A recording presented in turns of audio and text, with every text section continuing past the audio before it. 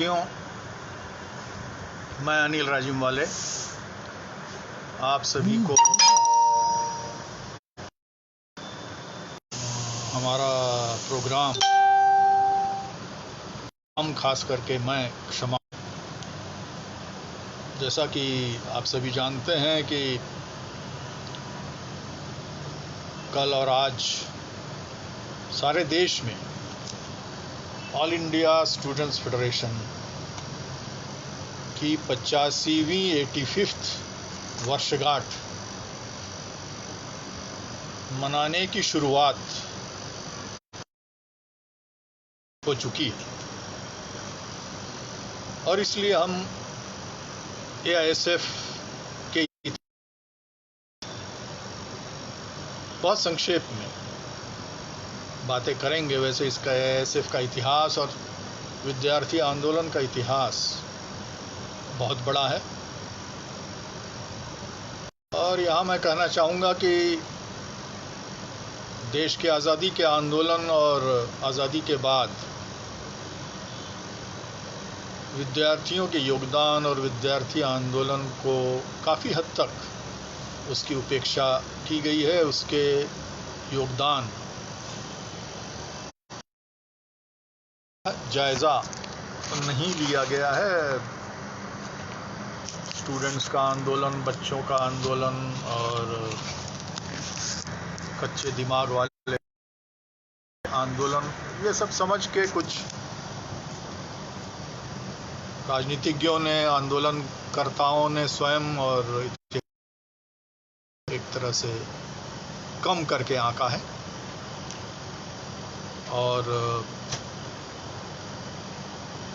इसके अलावा मैं दूसरा पॉइंट कहना चाहूँगा कि विद्यार्थी आंदोलन, विद्यार्थी संगठनों और विशेष तौर पर AISF के सदस्यों और कार्यकर्ताओं को AISF का इतिहास जानना बहुत ज़रूरी है। इसका बहुत बड़ा योगदान रहा है। कौन से आंदोलन, संघर्ष हुए, किस तरह से हुए, क्या योगदान रहा देश में के आंदोलन में, देश के निर्माण में, आज़ादी के आंदोलन में, ये सब जानना बहुत ज़रूरी है, निहायत ज़रूरी है मेंबरों को, कार्यकर्ताओं को और नेताओं को। कुछ मुख्य बिंदुओं को लेंगे AISF के इतिहास के संबंध में। जैसा कि आप सभी जानते हैं, AISF की स्थापना 12 और 13 अगस्त को 1936 लखनऊ हुई थी। ये बहुत बड़ी घटना थी विद्यार्थी आंदोलन के लिए और समूचे देश के लिए। इस पर जाने से पहले थोड़ा सा बैकग्राउंड जाना बहुत ज़रूरी है, क्योंकि AISF यूं ही तो नहीं पैदा हो गया। इसके विकास की एक लंबी प्रक्रिया रही है और हमारे देश में विद्यार्थी आंदोलन की जड़ें 19वीं शताब्दी में जाती हैं। 19वीं शताब्दी के आरंभ में, 19वीं शताब्दी में अंग्रेज़ों के राज में, अंग्रेज़ी राज की मदद के लिए स्कूल, कॉलेज और विश्वविद्यालय खोले गए, लेकिन सब कुछ उनके मर्ज़ी के मुताबिक नहीं हुआ। उन्होंने अपने हिसाब से खोला था, अपने उद्देश्यों की पूर्ति के लिए, लेकिन धीरे धीरे इसी पढ़े लिखे तबके विद्यार्थियों से कई प्रश्न लोगों के दिमाग में पैदा हुए, कॉन्ट्रडिक्शंस पैदा हुए, अंतर्विरोध कि आखिर जो अधिकार इंग्लैंड और यूरोप में है वो हमें क्यों नहीं है। जो जनवादी अधिकार दूसरे देशों के लोगों को, विकसित देशों के लोगों को, इंग्लैंड के लोगों को हैं, वही अधिकार, उन्हीं अधिकारों से भारत के विद्यार्थियों और जनता को वंचित क्यों किया गया है। और इस तरह से राष्ट्रवाद की आधारशिला रखी गई। पढ़े लिखे लोगों ने प्रश्न पूछना शुरू किया, क्वेश्चन करना शुरू पर विदेशी। अभी तक जो रिकॉर्ड है उसके हिसाब से सबसे पहला विद्यार्थी संगठन भारत में 1828 में बना था कलकत्ता में। उसे एकेडमिक एसोसिएशन कहते हैं और उसके नेताओं में सबसे महत्वपूर्ण थे और यहीं बस गए थे, टीचर भी थे और स्टूडेंट। इसके अलावा 1838 में एक संगठन बना, 1848 में बना, 1876 में स्थापना हुई जिसके नेता थे सुरेंद्रनाथ बैनर्जी। बहुत बड़ा इतिहास है और गौरवशाली इतिहास है। समय की कमी के कारण हम उसमें नहीं जा रहे हैं। एजुकेशन में राष्ट्रीय चेतना पैदा करने में, अपनी मांगों को लेकर के जन चेतना पैदा करने में संगठनों का बहुत बड़ा हाथ रहा है। नारी शिक्षा में भी इनका बहुत बड़ा योगदान रहा है। बिहार की अगर बात करें तो बिहार में बहुत महत्वपूर्ण है कि पटना 1 अप्रैल 1870 को 1 अप्रैल 1870 को हड़ताल हुई थी पटना में। फिर 31 अगस्त 1875 को हड़ताल हुई और छोटे मोटे आंदोलन बीच बीच में होते रहे और अंग्रेज नौकरशाही और प्रिंसिपल के रुख के खिलाफ विरोध करते हुए कई दिनों तक यह हड़ताल महत्वपूर्ण है। 1898 में एक बॉयज़ एसोसिएशन दरभंगा में बना था जिसका बहुत बड़ा रोल रहा आगे चल कर के बिहार स्टूडेंट सेंट्रल एसोसिएशन बनाने में। इस तरह बिहार का विद्यार्थी आंदोलन और बिहार के विद्यार्थी काफ़ी सक्रिय रहे हैं। 19वीं शताब्दी से ही 19वीं शताब्दी के अंतिम 30 वर्षों में ही वो काफ़ी सक्रिय रहे हैं। 20वीं सदी की अगर बात करें तो एक बहुत महत्वपूर्ण आंदोलन, बहुत महत्वपूर्ण संगठन बिहार में ही बना। सन 1906 में 1906 में उसकी स्थापना पटना में हुई। उसका नाम है बिहार स्टूडेंट सेंट्रल एसोसिएशन और ये 20 के दशक तक सक्रिय रहा। BSCA संक्षेप में कहते हैं। इसके अग्रणी नेताओं में डॉक्टर राजेंद्र प्रसाद भी थे, भारत के भावी राष्ट्रपति, और इसने 1908 के निर्माण में महत्वपूर्ण भूमिका अदा की। ये नियमित रूप से काम करता था, हर साल इसके सम्मेलन होते थे और बहुत बड़ी सदस्यता थी इसके चुनाव वगैरह में पोलिंग एजेंट हुआ करते थे और चुनाव की डेटें वेटें पड़ती थी। बहुत सुसंगठित संगठन था बिहार का ये। इसके अलावा भारत में और भी जगह संगठन थे। स्टूडेंट ब्रदरहुड बॉम्बे में था, कलकत्ते में संगठन थे, मद्रास स्टूडेंट एसोसिएशन MSO था। उनके विस्तार में हम नहीं जा रहे हैं क्योंकि हमारे पास उतना समय नहीं। 1920 में नागपुर में all India college student conference हुई जिसमें all India college student conference अध्यक्षता लाला लाजपत राय ने की थी और ये AICSC ये कई वर्षों तक बना रहा और इसने भी पूरे देश के पैमाने पर विद्यार्थियों में जागृति पैदा करने में बहुत बड़ी मदद की। इसका गहरा संबंध के नेतृत्व वाला जो गैर असहयोग आंदोलन था, नॉन कोऑपरेशन मूवमेंट, उसके साथ था। तो इस बीच में 1920 से लेकर तो 36 के दौर में सारे देश में एक विद्यार्थियों का उभार आया। बिहार, बंगाल, पंजाब, आसाम, मद्रास, बम्बई, उत्कल प्रदेश, रंगून, बर्मा, यूपी में बहुत मजबूत स्टूडेंट मूवमेंट था, आंध्र प्रदेश इत्यादि जगहों में। इस प्रकार 20 और 30 का दशक आते आते भारत का विद्यार्थी आंदोलन एक प्रभावशाली मजबूत आंदोलन बन गया था। कई सारे विश्वविद्यालय, 16 विश्वविद्यालयों की स्थापना हो गई थी और लाखों की संख्या में विद्यार्थी कॉलेजों और स्टूडेंट विश्वविद्यालयों में, और उनके बीच में एक जागृति बहुत तेजी पैदा हुई। राष्ट्रीय आंदोलन का बहुत बड़ा इसमें भूमिका रही और विद्यार्थियों की बहुत बड़ी भूमिका राष्ट्रीय आंदोलन में रही। आजकल राष्ट्रीयता की बात या नेशनलिज्म की, 20 और 30 के दशक में या इससे पहले भी बंग भंगा आंदोलन और दूसरे आंदोलन हुए, जिसमें विद्यार्थियों की निर्णायक राष्ट्र हमारे देश को, हमारे राष्ट्र को अंग्रेजी साम्राज्यवाद और से मुक्ति मिलनी चाहिए, और तभी जाकर के एक सही तरीके की शिक्षा मिल सकती है। ये चेतना, राष्ट्रीय चेतना का विकास करने में इन विद्यार्थियों और इन विद्यार्थी संगठनों की बहुत बड़ी भूमिका रही। सिवा कुछ चरम दक्षिणपंथी संगठन, प्रतिक्रियावादी संगठन, जिन्होंने कभी भी आज़ादी के आंदोलन में हिस्सा नहीं लिया, उससे अलग रहे, उनकी कोई भूमिका नहीं रही राष्ट्रीयता में, राष्ट्रवाद में और देश की आज़ादी के आंदोलन। अब हम आएंगे 1936 में जो AISF की स्थापना हुई है। 1936 में AISF की स्थापना बहुत दिलचस्प तरीके से, उससे पहले हमारे देश के जो राष्ट्रीय आंदोलन की पार्टियां थी, नेता थे, वो आपस में बात कर रहे थे और लोग भी बात कर रहे थे, और ये बात महसूस, देश का आज़ादी का आंदोलन और देश का विद्यार्थी आंदोलन एक ऐसे मंजिल में पहुंच गया है जहां उसे एक अखिल भारतीय पैमाने पर विद्यार्थी संगठन की आवश्यकता है। कांग्रेस सोशलिस्ट पार्टी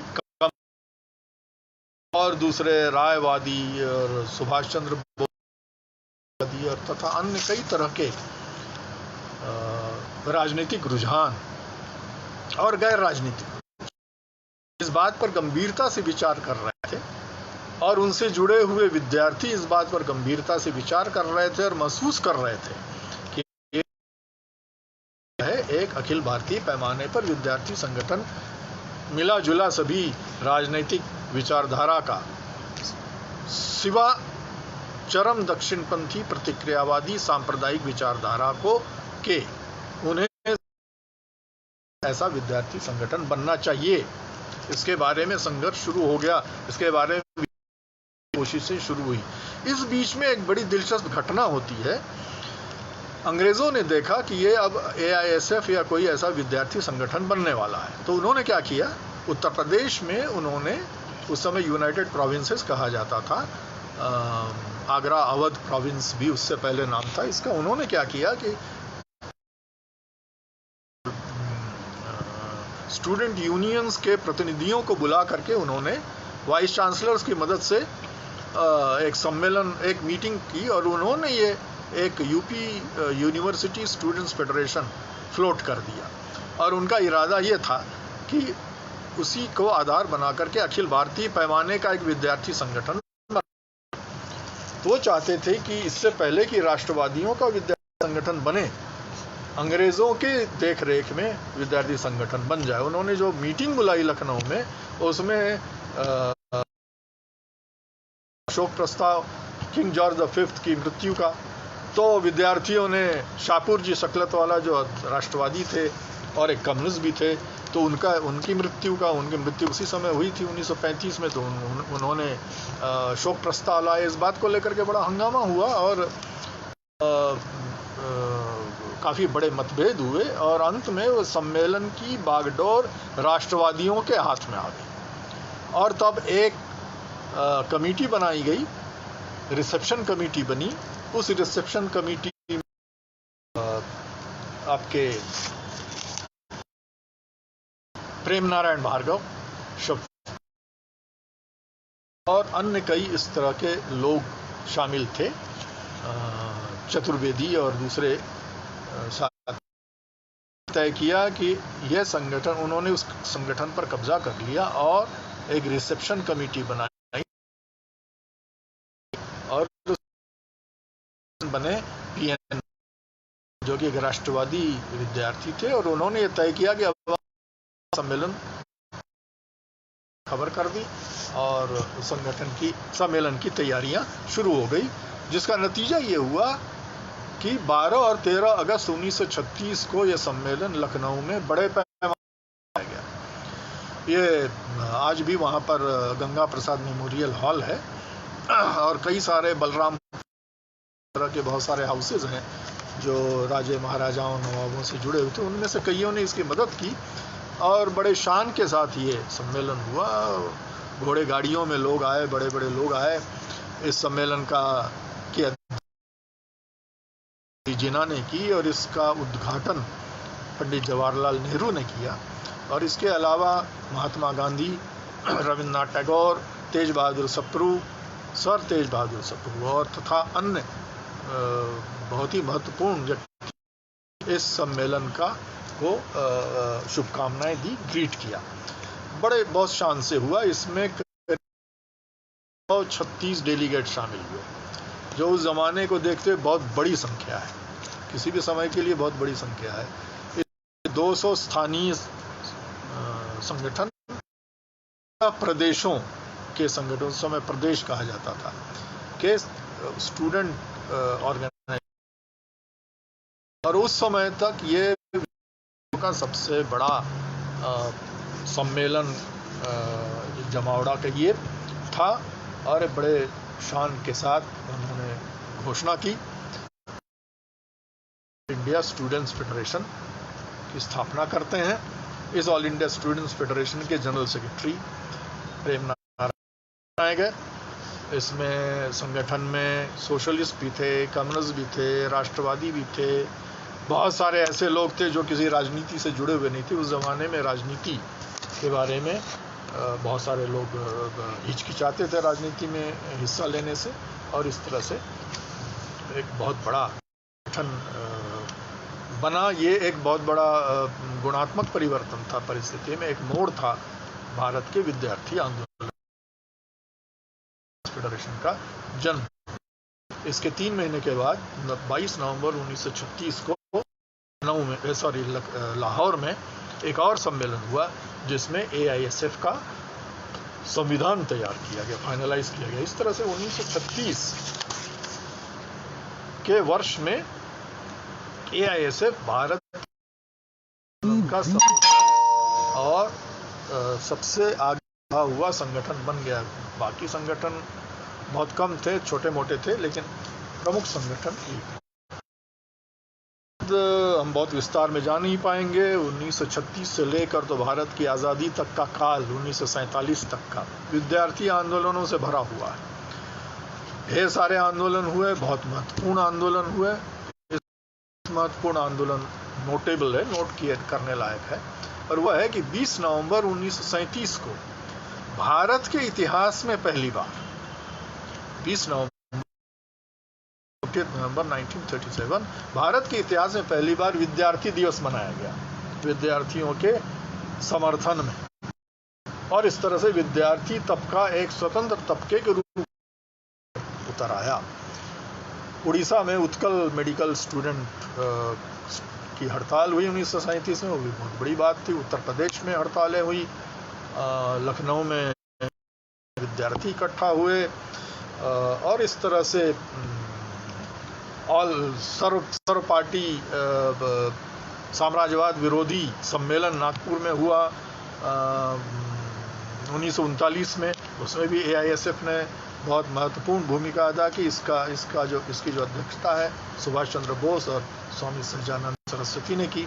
और इस तरह से विद्यार्थी राष्ट्रीय आंदोलन, देशव्यापी आंदोलन, जनवादी, वामपंथी, समाजवादी, गैर समाजवादी, गैर वामपंथी, हर तरह के तबकों का एक आंदोलन बन गया, जो देश की आज़ादी के लिए लड़ना मुख्य उद्देश्य को लेकर के बन गया। तो ये एक बहुत बड़ी घटना थी। 1939 से 45 के बीच 1939-1945 के बीच में एक बहुत बड़ा उभार विद्यार्थियों का और पूरे देश की जनता का था।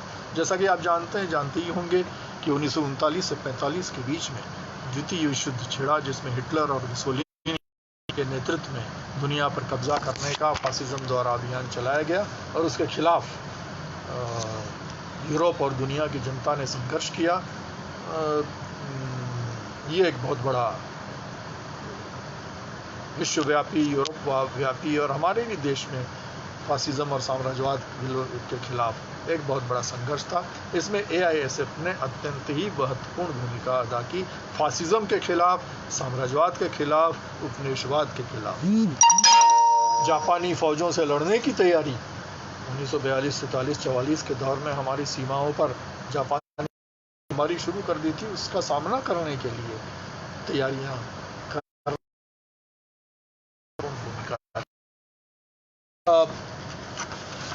फिर एक महत्वपूर्ण घटना हुई 1943 में बंगाल में अकाल पड़ा, और उस अकाल में सुकांत, सत्यपाल डांग, विमला, बहुत सारे ढेर सारे लोग सारे भारत से वहाँ गए और उन्होंने किचन चलाया, खाना बांटा, खाना बनाया, रिलीफ राहत का दूसरा। इसमें बहुत बड़ी भूमिका, बहुत महत्वपूर्ण भूमिका एआईएसएफ की थी, जिससे इप्टा का जन्म हुआ, सांस्कृतिक कार्यक्रम हुए, साहित्यिक कार्यक्रम हुआ, और ये एक बहुत ही महत्वपूर्ण योगदान रहा, जिसे सभी लोगों ने इसे स्वीकार किया।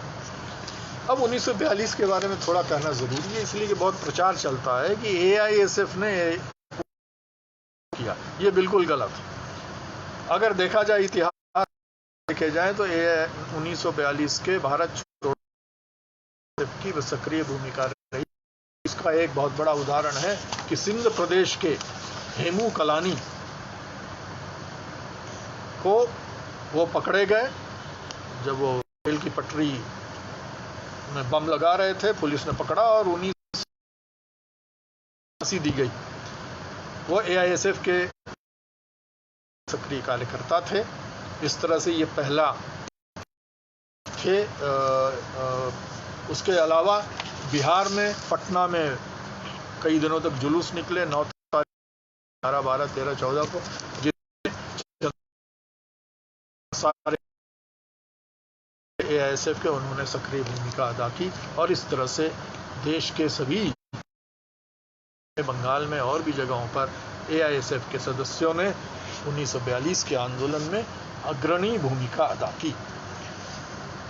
अब समय की कमी के कारण इससे ज़्यादा पाएंगे। 1945 से 47 का दौर बहुत महत्वपूर्ण है। इस दौर को विरोधी जन उभार का दौर कहा जाता है, जिसकी अग्रणी पात्रों और विद्यार्थियों में सर्वप्रमुख रहा एआईएसएफ। मैं उस इतिहास में अभी नहीं जा रहा हूं कि कुछ दूसरे संगठन भी बने, छात्रों के कैसे बने, क्या मतभेद हुए, हमारे पास उतना समय।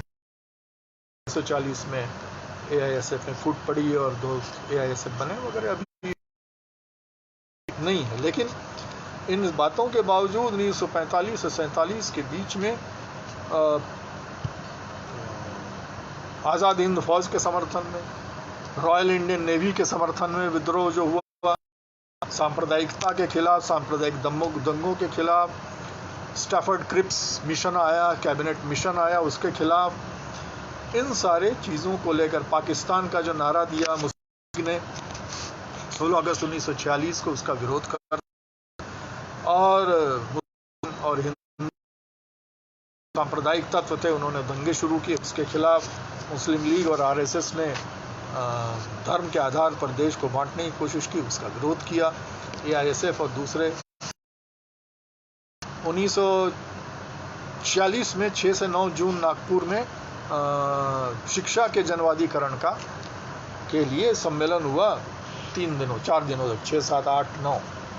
भारत के इतिहास में पहली बार शिक्षा के जनवादीकरण के लिए अखिल भारतीय पैमाने पर सम्मेलन एआईएसएफ ने किया। यह फ़ख्र, यह श्रेय एआईएसएफ को जाता है, इसे आपको जानना चाहिए।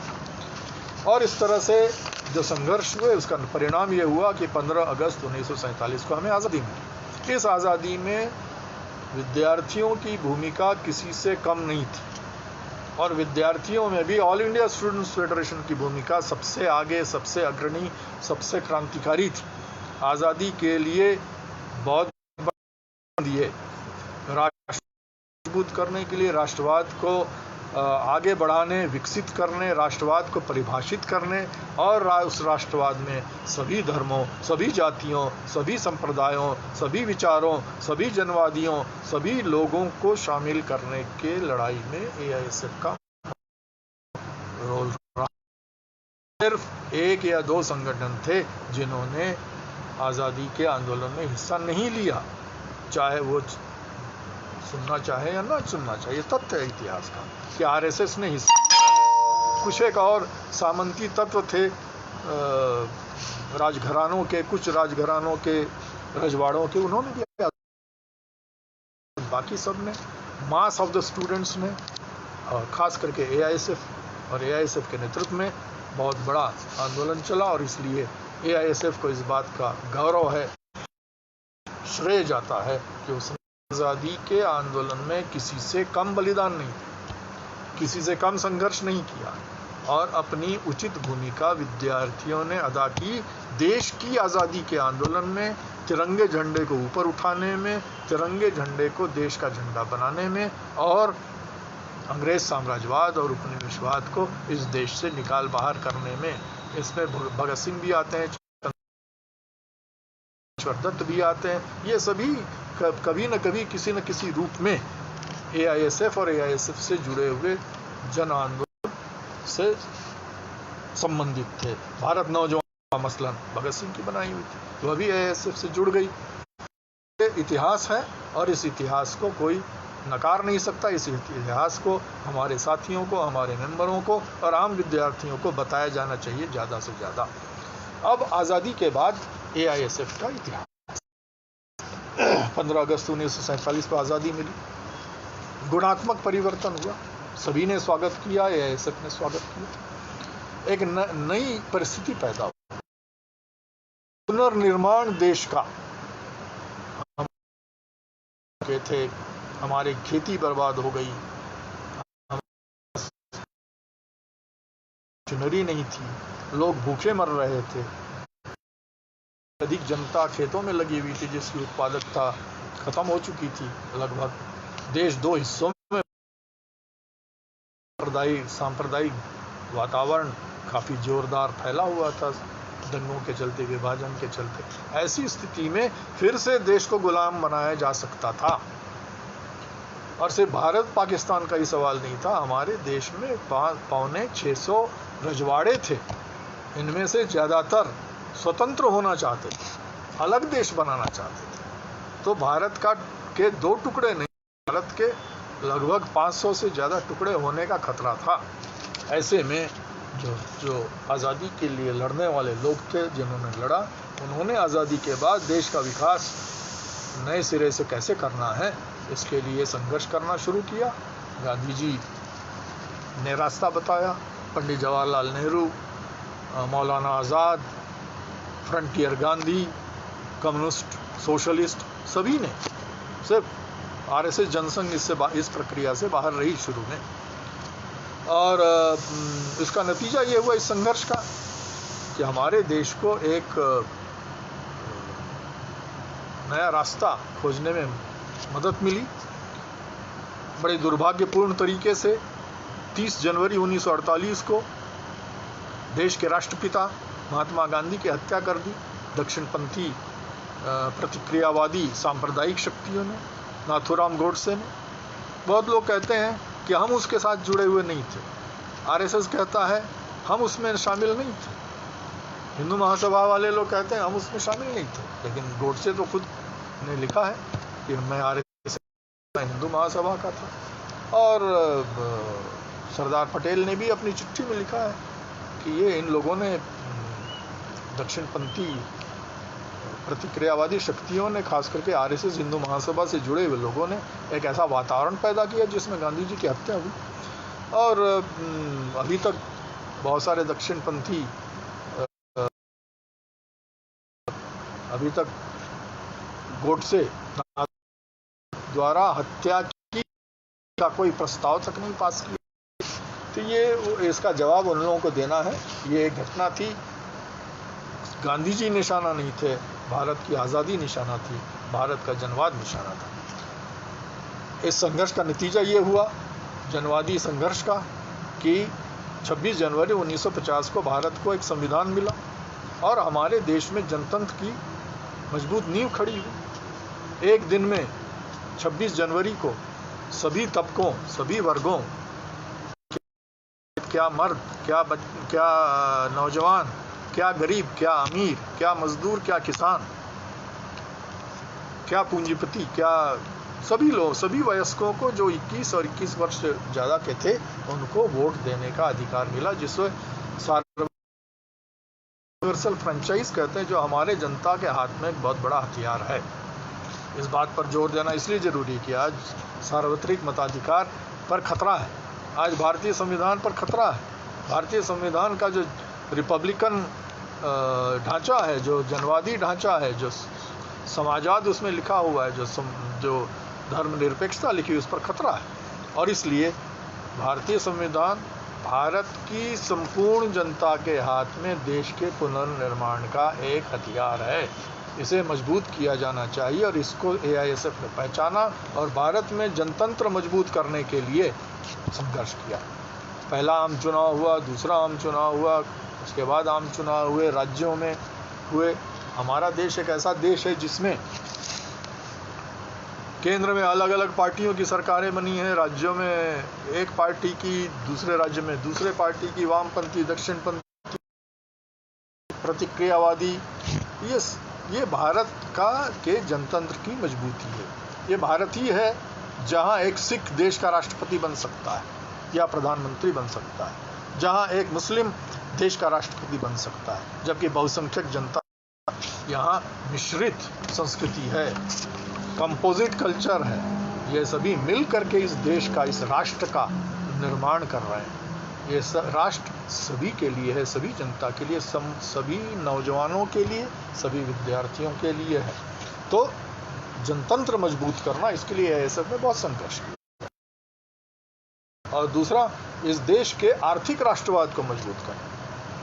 अगर अर्थतंत्र मजबूत नहीं होगा तो राष्ट्रवाद नहीं मजबूत होगा। इसलिए राष्ट्रीयकरण विदेशी पूंजी का, विदेशी कंपनियों का, राष्ट्रीयकरण बड़े बड़े इजारेदारों का, जिन्होंने बैठे बैठे अरबों खरबों 75 घराने पैदा हुए, जिन्होंने विशाल मात्रा में जनता की मेहनत इकट्ठा की, उसके खिलाफ सार्वजनिक क्षेत्र बना। आज रेलवे, बिजली, पानी, लोहा, कोयला, इस्पात, धातु इत्यादि, आज इंफ्रास्ट्रक्चर, आधारभूत संरचनाएं पब्लिक सेक्टर, उसी के आधार पर प्राइवेट सेक्टर का निर्माण होता है, उसी के आधार पर गृह उद्योग चलता है, उसी के आधार पर हमारा आपका जीवन चलता है। ये मिश्रित अर्थव्यवस्था पब्लिक सेक्टर के हाथ में। इसी रणनीति के तहत हमारे देश में विकास हुआ। दायरेदार बैंकों का राष्ट्रीयकरण किया गया। देश में डॉक्टर वी गिरी जीत करके आए जनतांत्रिक शक्तियों के रूप में, और प्रीवी पर्स, रजवाड़ों का प्रीवी पर्स खत्म किया गया। ये संघर्ष हुए, बहुत बड़े संघर्ष हुए। इन संघर्षों में एआईएसएफ की बहुत बड़ी भूमिका रही। एआईएसएफ ने गोवा की आज़ादी में हिस्सा लिया। हमारे सीके चंद्रप्पन, जो आगे चल करके एआईएसएफ और एआईवाईएफ के नेता बने, वो वहाँ गए लड़ने के लिए। कुलदीप गए, एआईएसएफ के मेंबर थे, और भी बहुत सारे लोग गए सत्याग्रह करने के लिए 1955-56 के ज़माने में, आज़ादी के लिए। गोवा की में आज़ाद हुई। पांडिचेरी की आज़ादी हुई 1954 में, उसके लिए भी एआईएसएफ ने संघर्ष किया। भाषाई आधार पर राज्यों का पुनर्गठन हुआ, उसमें एआईएसएफ की बहुत बड़ी भूमिका रही। जन आंदोलन की 1955 में मसलन पटना में एक छोटी सी चीज को लेकर के छोटा सा झगड़ा, तो पुलिस वालों ने, बस में बाताबाती हो गई, झगड़ा हो गया विद्यार्थियों के साथ। उसके बाद बीएन कॉलेज के सामने फायरिंग हो गई, दीनानाथ पांडे मारे गए वहाँ के बरामदे में। और उसके बाद सारे बिहार में विद्यार्थी आंदोलन फूट पड़ा, जिसका नेतृत्व एआईएसएफ ने किया। ये श्रेय हासिल है एआईएसएफ को। फिर सोशलिस्ट पार्टी, कांग्रेस पार्टी, सभी ने मिलकर संयुक्त कर बिहार में कई दिनों तक संघर्ष चला। 1959 में खाद्य आंदोलन चला सारे भारत, खास करके बिहार, खास करके भी नौजवानों और युवाओं ने बहुत बड़ी भूमिका अदा की। तो इस तरह से 1952 से लेकर तो हर क्षेत्र में, खास करके शिक्षा के जनवादीकरण, खास करके शिक्षा का जो पाठ्यक्रम है उसको जनवादीकरण, खास करके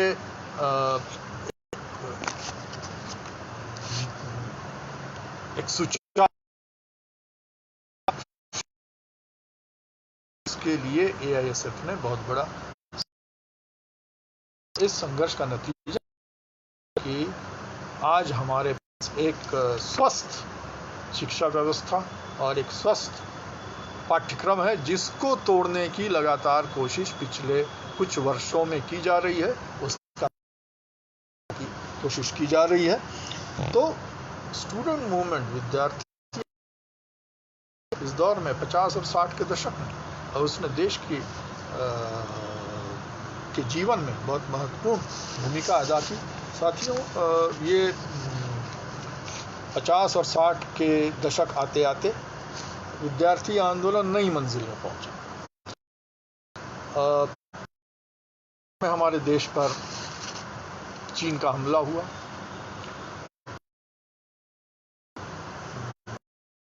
दुर्भाग्यपूर्ण घटना थी, बड़ी दुर्भाग्य की घटना थी ये। इससे हमारे आंदोलन को बहुत बड़ा नुकसान पहुंचा। कई लोग ये सवाल उठाते हैं कि ये एआईएसएफ वाले जो लोग हैं, इन्होंने चीनी आक्रमण का विरोध, एआईएसएफ का प्रस्ताव है उस समय जब चीन का हमला हुआ तो एआईएसएफ ने उसकी खुल करके अपने प्रस्ताव के जरिए निंदा की, और कम्युनिस्टों पर भी लोग आरोप लगाते हैं। एआईएसएफ में सिर्फ कम्युनिस्ट ही नहीं और लोग भी हैं, लेकिन फिर भी उसको जोड़ करके लोग, ये जो कम्युनिस्ट पार्टी है, भारतीय कम्युनिस्ट पार्टी, इसने 1962 में चीनी आक्रमण का विरोध नहीं किया। नहीं, चीनी आक्रमण अक्टूबर में हुआ, 20 अक्टूबर को। उसके बाद 30 अक्टूबर से लेकर 4 नवंबर तक भारतीय कम्युनिस्ट राष्ट्रीय परिषद की बैठक हुई, जिसमें चीनी आक्रमण की 2 और ये घोषणा की गई कि हम देश के देश की रक्षा के लिए जो भी कदम उठाया जाएगा, हम उसका समर्थन करते हैं, उसमें हिस्सा लेंगे। और एआईएसएफ ने भी ये घोषणा की कि देश को बचाने के लिए हम सारे कदम उठाएंगे। 1965 में जब पाकिस्तान ने हमला किया तो हमने राष्ट्रीय छात्र प्रतिरक्षा समिति में हिस्सा लिया, हमने रिलीफ इकट्ठा किया और जवानों के सामान इकट्ठा किया। 1964 में साथियों, अखिल भारतीय पैमाने पर विद्यार्थी आंदोलन का पुनर्गठन किया गया। 1950 के अंत, 60 के दशक के आरंभ में गंभीर स्थिति पैदा हो गई हमारे देश में। माओवाद का हमला हुआ अंतर्राष्ट्रीय पैमाने पर, और हमला हुआ अंतर्राष्ट्रीय राष्ट्र के पैमाने पर, और आंदोलन में फूट डालने की कोशिश, विचारधारात्मक कंफ्यूजन पैदा करने की, राजनीतिक कंफ्यूजन पैदा करने की, एक गलत समझदारी थोपने की, परिस्थितियों से अलग होकर के। इसलिए माओवाद के खिलाफ, चरम वामपंथ के खिलाफ संघर्ष, ये बहुत ज़रूरी संघर्ष, आवश्यक हिस्सा है विद्यार्थी आंदोलन का, नौजवान आंदोलन का। इसलिए ये ध्यान रहे, 1964 में अखिल भारतीय पैमाने पर और बिहार के पैमाने पर एआईएसएफ का पुनर्गठन हुआ, एक नया संगठन बना। 1964 में पहला आंदोलन हुआ, यूएसआईएस की लाइब्रेरी हुआ करती थी पटना में, गांधी मैदान के पास में यूनाइटेड स्टेट्स इंफॉर्मेशन सर्विस का ऑफिस था और उनकी लाइब्रेरी थी। 7वें बेड़े के खिलाफ और हिंद महासागर में अमेरिकी अड्डे के खिलाफ यह आंदोलन हुआ और काफ़ी प्रभावशाली आंदोलन था। इससे काफ़ी आत्मविश्वास पैदा हुआ। 1965 में कई सारे आंदोलन हुए, लेकिन बहुत लंबे समय के बाद एक बिहार व्यापी आंदोलन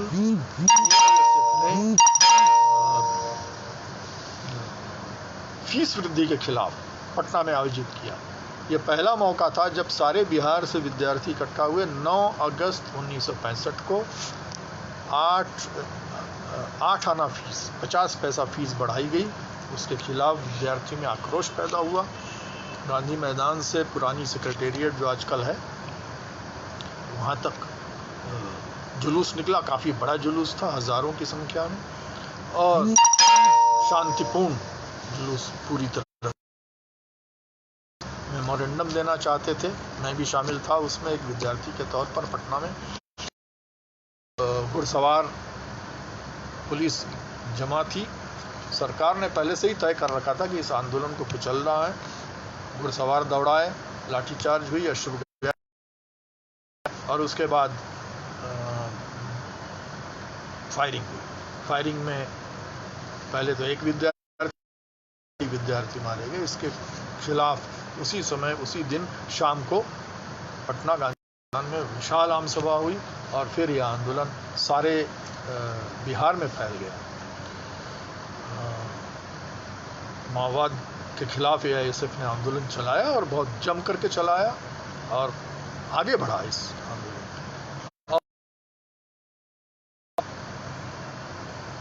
एक बड़ी दिलचस्प बात यह है कि दूसरे दिन सर्चलाइट दैनिक अखबार ने हेडलाइन दिया, अन फायरिंग ऑन स्टूडेंट्स, बिना भड़कावे के विद्यार्थियों पर गोलीबारी।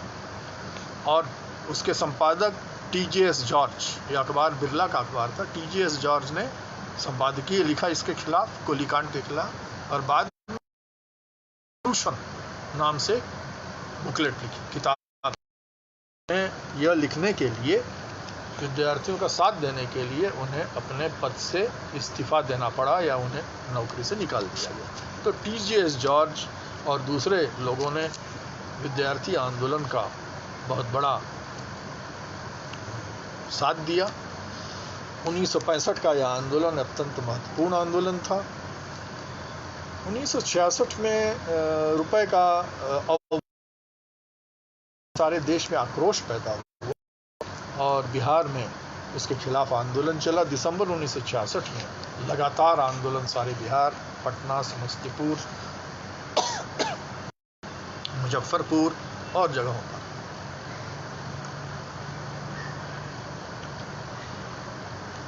यहाँ तक कि कुछ लेक्चरर मारे गए, बहुत सारे विद्यार्थी मारे गए, और एआईएसएफ ने इन शहीदों की फोटो के साथ कार्ड विद्यार्थियों के बीच में सारे बिहार में बांटा और बेचा। और ये बहुत बड़ा उभार था। लगातार लगभग हर दिन आंदोलन चला। ये जो 1966 के उत्तरार्ध से शुरू हुआ बंद आंदोलन और दूसरे आंदोलन, सो 1967 के समय तक चलते रहे। कई बार गोलीकांड हुआ, कई बार बंद हुए, कई बार हड़तालें हुई। ये विद्यार्थी आंदोलन का नतीजा था कि 1967 आम चुनाव में देश के 17 में से 9 राज्यों में, बिहार समेत, कांग्रेस की हार हुई और गैर कांग्रेसी सरकारों का दौर शुरू हुआ। तो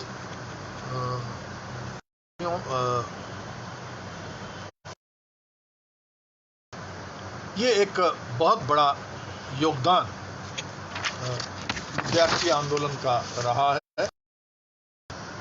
1967 के बाद एक गुणात्मक परिवर्तन के विद्यार्थी आंदोलन में बहुत सारी घटनाएं हुई। जाने का हमारे पास समय नहीं, लेकिन कुछ घटनाओं का हम संक्षेप में उल्लेख भर कर देंगे। 1967 में गैर कांग्रेसी सरकारें बनी। 1969 में बैंकों हुआ और वामपंथी शक्तियां आगे बढ़ी। 73-74 में जेपी आंदोलन, जयप्रकाश, संपूर्ण क्रांति का नारा देकर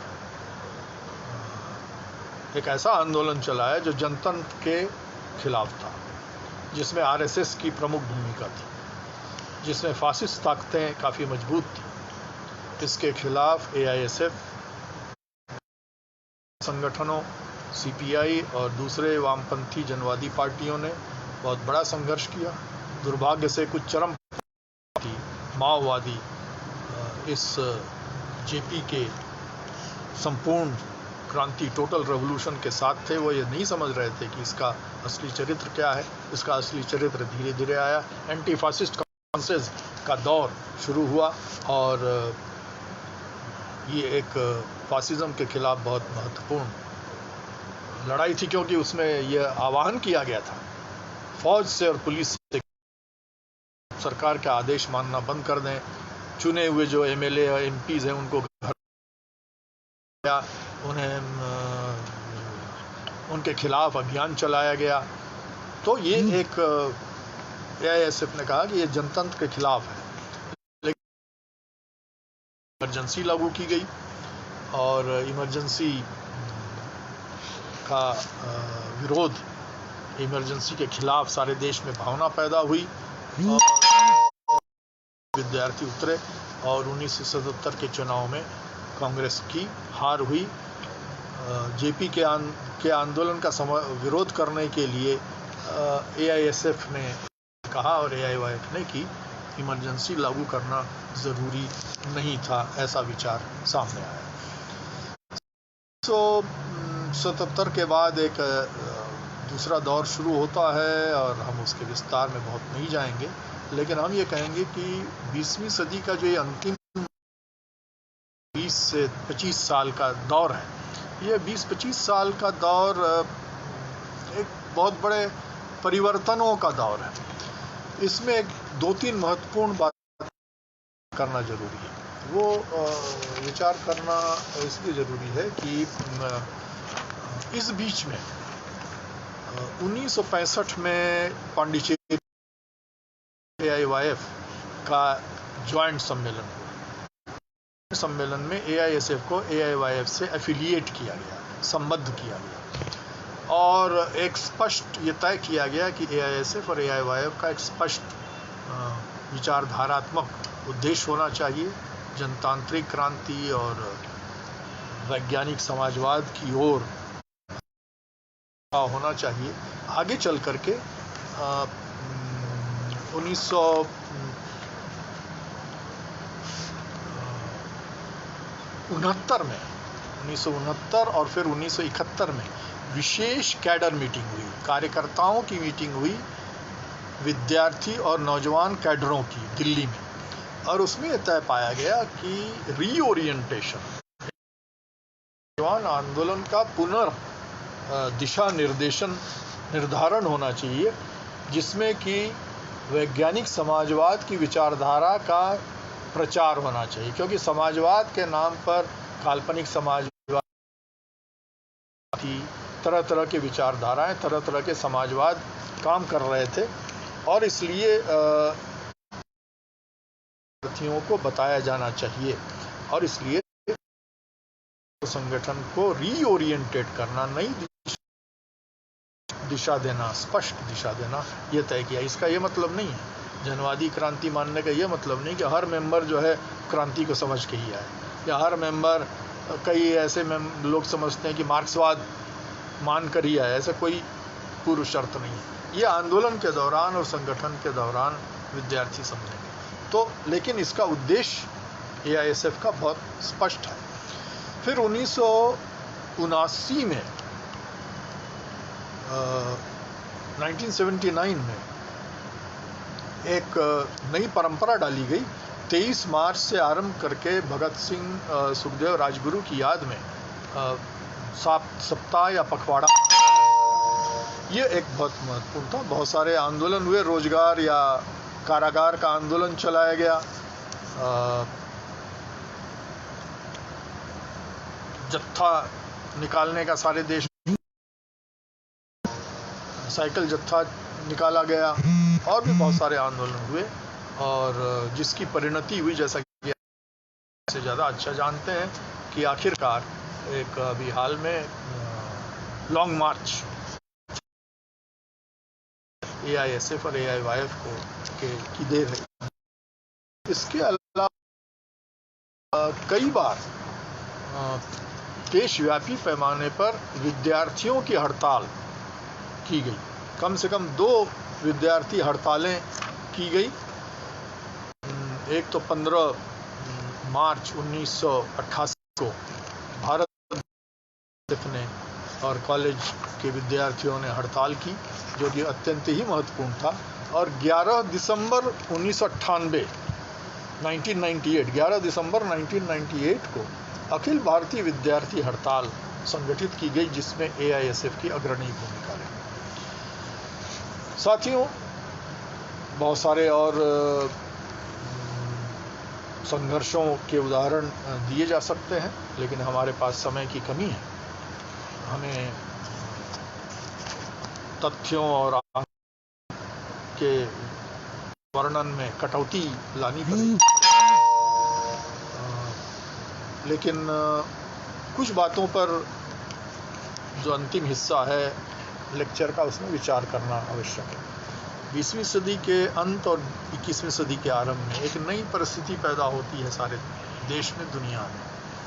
समाजवाद के बारे में, समाजवाद की पुनर्परिभाषा और विद्यार्थी और नौजवानों के आंदोलन का दिशा निर्धारण, खास करके सोवियत संघ के और पूर्वी यूरोप के सत्ताओं के पतन के बाद समाजवाद को हम 21वीं से परिभाषित करें, ये एक बहुत महत्वपूर्ण सवाल है जिस पर काम करने की, जिस पर विचार करने की ज़रूरत है।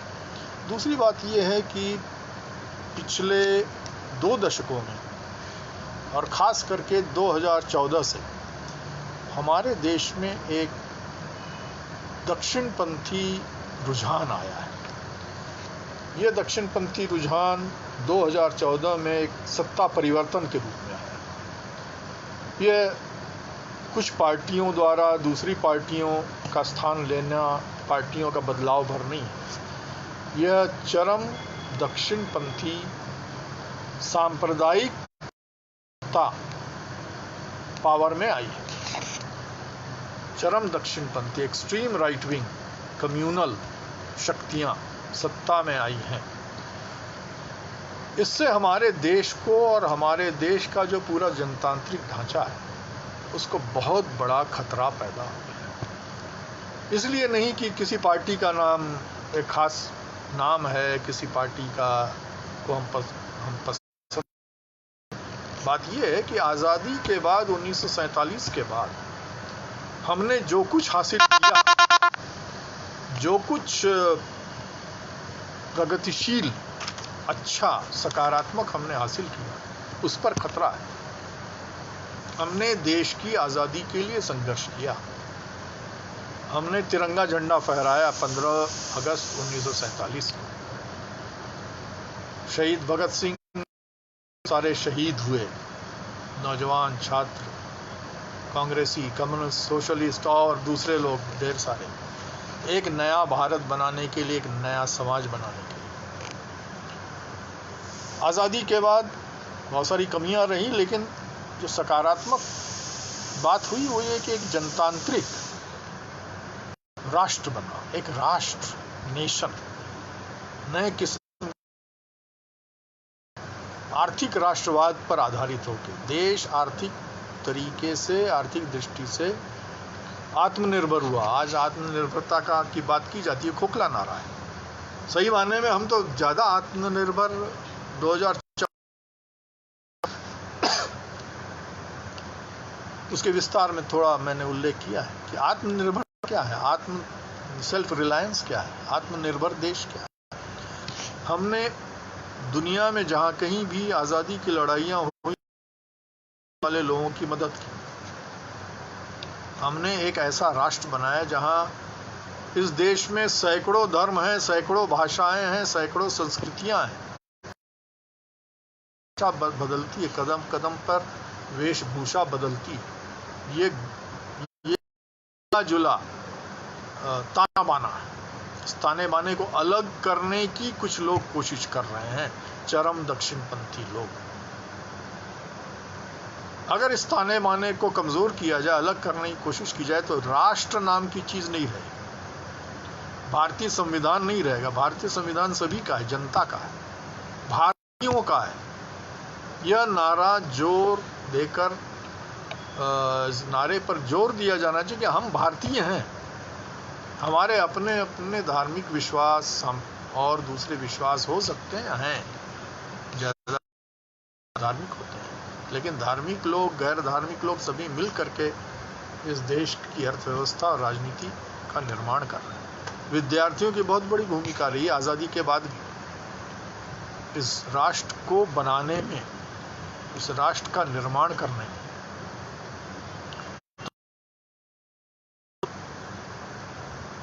यहाँ की शिक्षा, यहाँ की संस्कृति, यहाँ की अर्थव्यवस्था, यहाँ की फौज, हमारे जवान हमारे देश के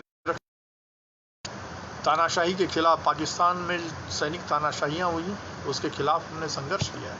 चीन के आक्रमण का विरोध किया है, इससे लड़े हैं। पाकिस्तान के आक्रमण का विरोध किया है। देश की रक्षा, देश कोई पत्थर सिर्फ नहीं है, देश है, नदियाँ भी हैं, सीमाएं भी हैं, पहाड़ भी हैं, समुद्र भी है, और उसमें रहने वाले लोग भी हैं। उसमें रहने वाले लोग अलग अलग विचारों, धर्मों, पार्टियों, जातियों, भाषाओं, जिलों, राज्यों के हैं। यह एक अनेकता में एकता है जिसकी रक्षा हमें करनी है, जिसका बचाव हमें करना है।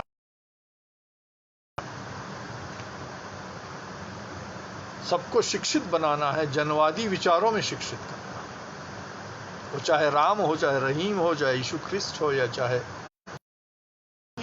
इसी धरती, इसी राष्ट्र के निर्माण का हिस्सा है, राष्ट्र का हिस्सा है। इसके अलावा विचारधारा की लड़ाई, तो इसके लिए AISF को संघर्ष करना पड़ेगा।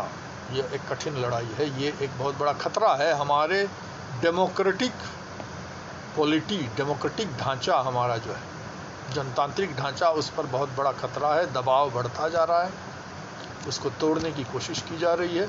AISF को इसका सामना करना होगा और आम विद्यार्थियों को, आम जनता को इसके बारे में शिक्षित करना पड़ेगा। दूसरी बात है कि विचारधारा की कमी नहीं होनी चाहिए। AISF की एक अपनी विचारधारा है, आइडियोलॉजी। AISF हमेशा ही इतिहास में चरम दक्षिणपंथ और चरम वामपंथ, चरम अति क्रांतिकारिता और अति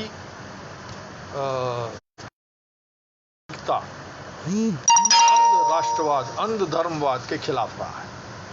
और इसलिए विचारधारा में, स्वस्थ विचारधारा में विद्यार्थियों को, मेंबरों को और कैडरों को, कार्यकर्ताओं को शिक्षित करना यह बहुत ज़रूरी है। धर्म राष्ट्र का हिस्सा है, धर्म एक विश्वास है। कईयों को धर्म में विश्वास नहीं है।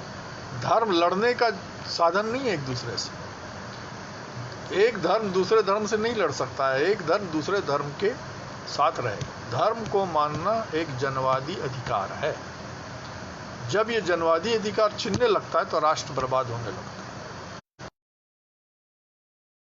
इस धर्म को मानना या उस धर्म को मानना, हर एक का अपना अपना अधिकार है। लेकिन जब एक धर्म दूसरे धर्म पर हमला करता है तो वो अपने ही धर्म के सिद्धांतों का उल्लंघन करता है, खास करके समझना। और इसलिए साथियों, ज़्यादा से ज़्यादा लिटरेचर, साहित्य, ज़्यादा से ज़्यादा अखबार AISF के, इसका इतिहास, ज़्यादा से ज़्यादा इसकी विचारधारा, और इस राष्ट्र और इस देश के निर्माण में